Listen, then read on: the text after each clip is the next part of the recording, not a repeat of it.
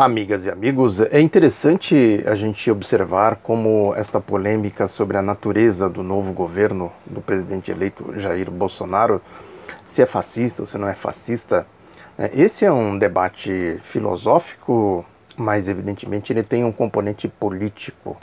A questão é saber se eles terão força política para implementar o que eles dizem que vão fazer. Agora, que as ideias deles são ideias de fascismo, são. Não tenhamos dúvidas contra isso. Não adianta querer dourar a pílula, dizer que ele está cumprindo todo o rito, da democracia, da Constituição.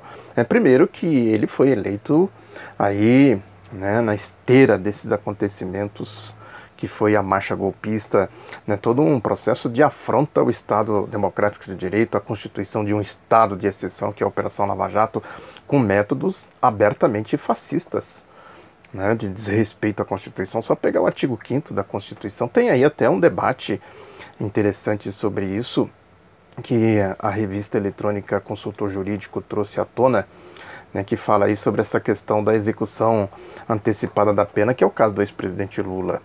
É interessante, eu vou até deixar o link aqui para vocês darem uma olhadinha, como a coisa é elucidada, quer dizer, não tem meio termo ao se interpretar o artigo 5º da Constituição, que ele está ancorado, amparado pelo artigo 60º,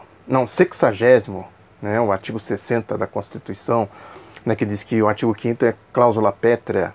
É aquela história do transitado julgado e tal, ninguém pode ser condenado, amplo direito de defesa, enfim, preceitos aí da civilização, da democracia, que claramente foi desrespeitado. Aí a gente vê essa turma toda falando em defesa da Constituição. A Raquel Dodge, por exemplo, Procuradora-Geral da República, no discurso que ela fez aí no evento dos 30 anos da Constituição, que mais do que respeitar a Constituição, é preciso cumprir, alguma coisa assim nesse sentido. Agora, isso se fala assim, sem nenhuma correspondência com a realidade. Eu sempre digo aqui que é um mundo de ficção, um mundo fake, que não tem nenhuma correspondência com a realidade. É flagrante que eles violaram o artigo 5º da Constituição. Tinha uma jurisprudência, no STF tinha, em 2016 eles mudaram essa jurisprudência. Observem que em 2016 a Operação Lava Jato estava no auge. Foi um casuísmo, claro, a mudança da jurisprudência para interpretar essa questão da execução da pena antecipada, ou seja, a prisão após a condenação em segunda instância. Sem contar aí os vícios do processo, as manipulações de Deltan Dallagnol, de Carlos Fernando de Santos Lima, do próprio Sérgio Moro, a forma como eles trataram todo o processo, sem provas, sem evidências, sem fato determinado, enfim, todos os vícios que a gente sabe. O conluio que se formou com a mídia, sobretudo com o Grupo Globo, a constituição de um tribunal com várias instâncias, uma corroborando a outra, sem considerações ao contraditório, as provas apresentadas, o João Pedro Gebran Neto, que é o relator da Lava Jato lá no TRF4, a forma como ele tratou isso, os outros juízes que fizeram, enfim, na condenação, que depois resultou na prisão arbitrária do ex-presidente Luiz Inácio Lula da Silva, prisão de um inocente, claramente um inocente, prisão política. É um tribunal político, é a justiça política. Quando se faz justiça política, está se fazendo justiça de classe, de interesses outros, não os interesses da democracia, do povo, etc. Quer dizer, tudo isso são fatos que estão aí. Quem fizer um mínimo de pesquisa chega fácil a essa conclusão. É o que diz o artigo 5º da Constituição, amparado no artigo 60 da Constituição, conforme eu disse anteriormente. Agora, são questões que a gente vai depois levando para outras atitudes. Quer dizer, o Jair Bolsonaro foi eleito aí. Não é à toa que ele trouxe o Sérgio Moro para ser o seu super-ministro, que ele disse que vão implantar lá uma grande operação Lava Jato, não sei o quê, que vai fazer aí um combate acirrado contra a corrupção. Eu tenho falado aqui sistematicamente deste livro. É importante esse livro aqui. Esse livro aqui, eu vou até mostrar para vocês que ele foi escrito em 2004. Portanto, antes de começar aquela fase mais da histeria, da farsa do mensalão. Está aqui, ó, na Editora Record, 2004. A prova de que o que eu estou dizendo aqui é a mais absoluta verdade, que tem um sentido claramente de justiça, entre aspas, política em todo esse processo aí, né, um processo político de golpe mesmo, golpista.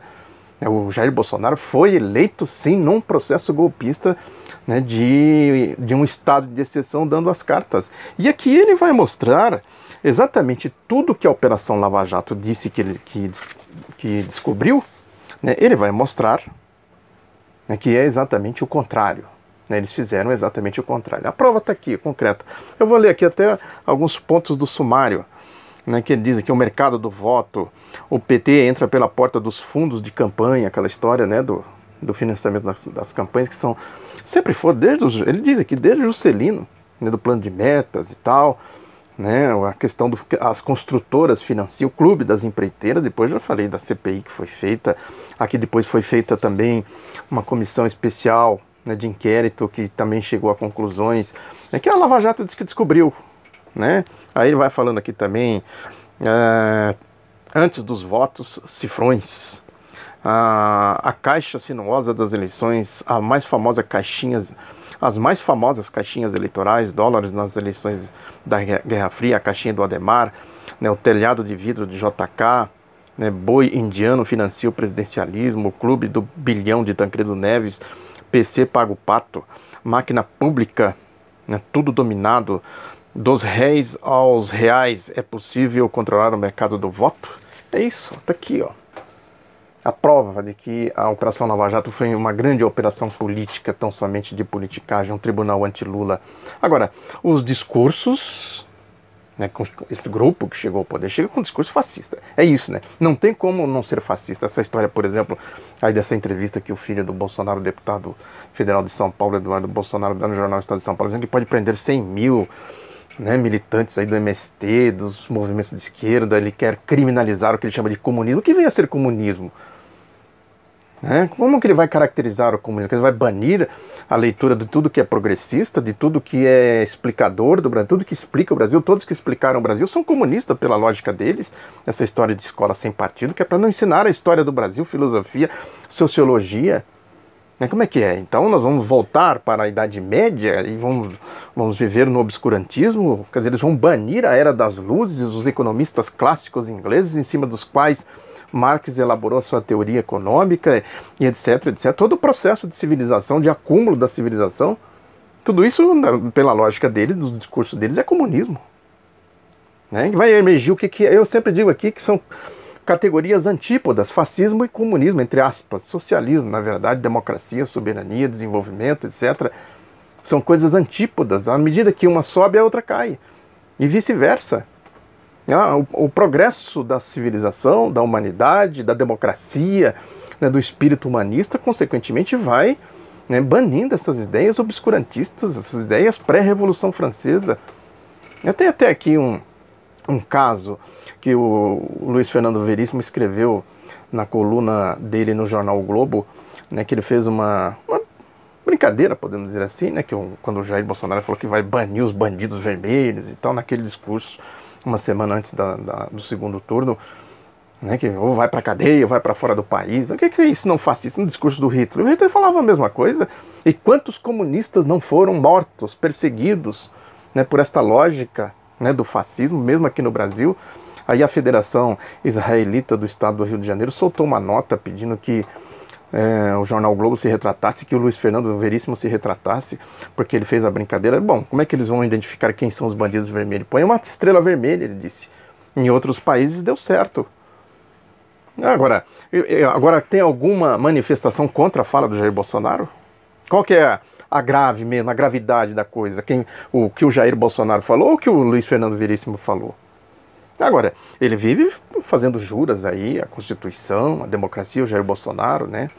E ao mesmo tempo, né, o filho dele dá essa entrevista aí e tal. A questão é o que está valendo mesmo, qual é a força política, a correlação de força política. Essa que é a grande questão. A Federação Israelita, por exemplo, não tem procuração para defender, nem para acusar o Veríssimo aqui, não tem domínio sobre esse assunto. Agora, não tem uma linha aqui criticando a postura do Jair Bolsonaro, do filho dele, Eduardo. Bom, isso aqui, a nota foi solta antes da entrevista do filho, mas o projeto dele já tem aí, já ganhou a mídia, já está... Enfim, são questões para a gente refletir, o que se fala, o que se faz e que perigo realmente ameaça o país. Muito obrigado pela atenção, divulgue o outro lado da notícia, um abraço e até a próxima.